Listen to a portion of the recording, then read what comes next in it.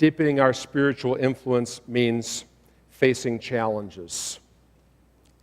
All kinds of different challenges. Criticism and expectations, our own failures. And we will be influential on behalf of God, in the name of God, if we face those challenges with His resources. I don't think many of us have faced this kind of challenge, as happened several years ago when 23 miners in Chile, 2,300 feet underground, a half a mile under rock, had the mine collapse around them, and they were entombed in a moment in the utter darkness of that subterranean cave, that mine shaft.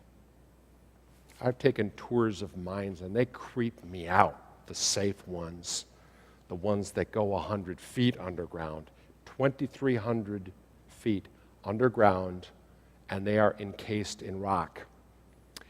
When the authorities drilled a small hole to them and were able to communicate to them, get them a little water, get them a little bit of food, the good news is that they had contact with the outside world. The bad news is that to drill a 21-inch hole, which is what it would take to insert this capsule that could pull a man out of the ground, would take not days to drill, not weeks to drill, but months to drill. If you think you've had a hard day, and yet these 23 men somehow did what they needed to do to survive, and they were all pulled out in the end. You may remember the story. It's an amazing study of leadership and influence as they described how they needed to lean on each other, how they needed a democratic process so that they didn't feel as though somebody was just imposing their power on somebody else, and how they turned to God, how they profoundly turned to God and became more spiritual than they ever had been in the rest of their lives. You and I may face tough days, and so that is one of the reasons why God gives us the ability to persevere and to plod. I think we don't like the word perseverance because it's got the word severe in it.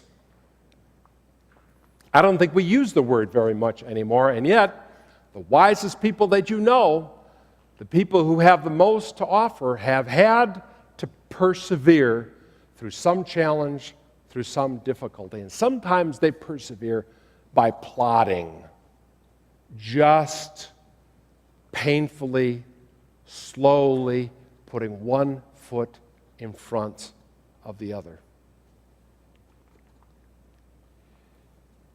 Coming through the other side of tragedy or personal tragedy or just exhaustion. Perseverance. In the late 1700s, William Carey left his native England and went to India. He's called the father of modern missions because he had this crazy idea that you could go from one part of the world to an utterly different country and do something influential, something powerful in the lives of people. People said to him, including his father, "What are you going to do there? You're not a physician. You can't help people medically. You don't have any training in the government. You can't be an administrator." And William Carey's attitude was, and this is what he said to people, he said, "Well, there's a lot that I can't do, but this one thing I can do, I can plod."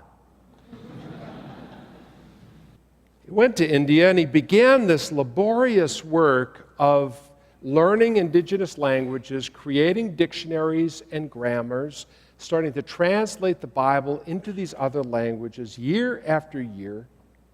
And in a single night in 1812, in a warehouse fire, 17 years of work, all of it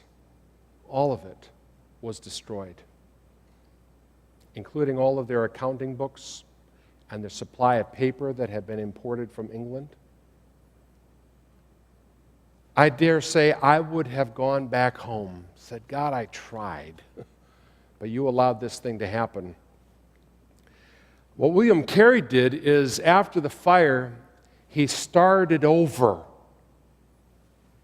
Page 1, page 2, page 3. And he said years later, it was a little easier the second time around. And he proved his point. I can plod. I have a feeling that if you ever apply for a new job, you will not put at the top of your resume when it comes to qualifications, I can plod. If you're in front of the boss and he says, well, what can you do? You're not going to say, not a whole lot, but I can plod. You're not going to say that. However, when you study history, almost everybody who has accomplished something significant has plodded. They may have skill, they may have brilliance, but if they didn't have perseverance and the long view with them, they didn't get anything done. Perseverance is the way we get past failure. For one thing, our own personal failures. And I got to tell you this, if we're in leadership, if we're in positions of influence, we will fail. The Bible is one long book of failures. Winston Churchill said, success consists of going from failure to failure without loss of enthusiasm. When I was a kid in July of 1969, the most remarkable thing happened. Still, as I think about it, I'm awestruck that human beings were able to construct a metal machine that hurdled 3 men 250,000 miles away, and on one summer evening in July, which I remember standing out in my backyard, they set foot on the moon. Amazing. Incredible. Apollo 11. And then there was Apollo 12. And then Apollo 13. And on the way to the moon, something went wrong. There was an explosion in the spacecraft, which crippled the spacecraft. And it took all of the ingenuity and all of the effort of NASA, of all of these young scientists and mathematicians and engineers, most of whom were in their 20s, to get these men in this crippled spacecraft back home and to help them just survive. And they did. NASA called Apollo 13, and this is a technical term, a successful failure. Just like us. Just like me. The difference is the Bible nowhere says that God calls us a failure. He said, you have failed and you will fail again. I will never look at you and call you a failure because I never give up. But you will fail, and it may be the greatest chapter of your life is when you figure out how to survive that failure. Did you notice that the Hollywood movie that won all the awards wasn't about Apollo 11? It was about Apollo 13. The heroic story of what people of commitment did in the face of catastrophe and failure. There is a deliberateness, folks, to spiritual influence, and that is in the concept of perseverance. It takes the long view. It says, I don't want to be influential just to make a name for myself. I don't want to be influential so that I can be superior to somebody else. I don't want to be influential because I'll be famous, because most people who have influence ruin their influence if they seek fame or status in any way. Spiritual influence is a countercultural movement today because it assumes that the best growth is organic and progressive. Discipleship develops over time. Character forms in response to hundreds of different encounters. Knowledge of God doesn't jump off a Wikipedia page.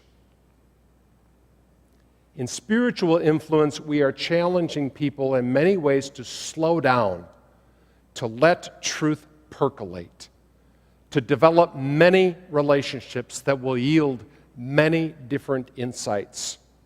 This does not mean slowness or sluggishness, but deliberateness. Perseverance is a long view vision.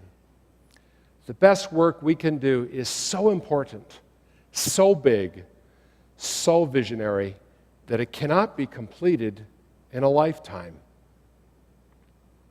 These are the entrepreneurs who start companies that they know will take decades to build. The social activists who take on issues like hunger and disease, knowing that there is no total solution on the horizon, but that any good thing that can happen today is a good. These are the pastors who know that their renovation in the lives of people will never be complete in this life. The very best leaders accept this paradox and tension. I will commit myself today to something that I will never see completed in my lifetime.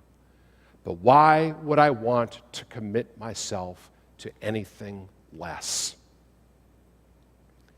The only ultimate goals worth aiming at are those we cannot complete on our own. This is how it's put in the book of Hebrews. Faith is being sure of what we hope for and certain of what we do not see. All these people, talking about the great heroes of the faith, all these people were still living by faith when they died. They did not receive the things promised. They only saw them and welcomed them from a distance. That's the long view of influence.